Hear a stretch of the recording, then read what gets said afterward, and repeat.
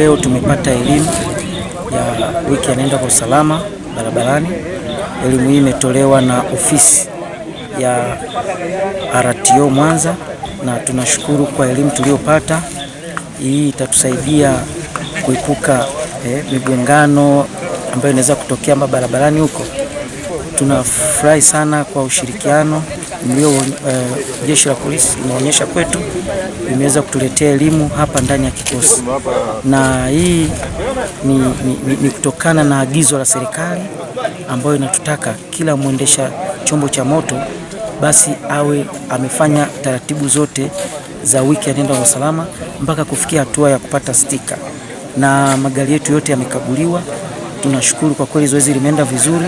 Hii imetuokolea na muda, badala ya watu kwenda kusongamana pale polisi, basi polisi wameweza kutuletea watu hapa na wametufikishia huduma hii tukiwa hapa kambini.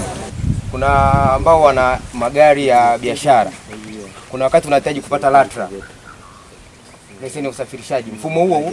Kuna wakati ambao mtu amekuuzia gari, unataka kubadilisha umiliki, unaingia kuomba taarifa za ukaguzi wa gari, ni mfumo huo. Kuna wakati umeamua kuchoka rangi yako ya gari, labda gari yako ilikuwa nyeupe, umeamua kubadilisha kuwa ya silver, umeichoka ile rangi, unataka kubadilisha na kwenye kadi, mfumo ni huo. Kwa hiyo ni mfumo jumuishi ambao unabeba issue zote za ukaguzi wa gari. Sasa huu mfumo wetu tunaingiaje? Mfumo wetu tunaingia kwenye simu janja zetu, kwenye Google. Tunaandika tu neno MIMIS.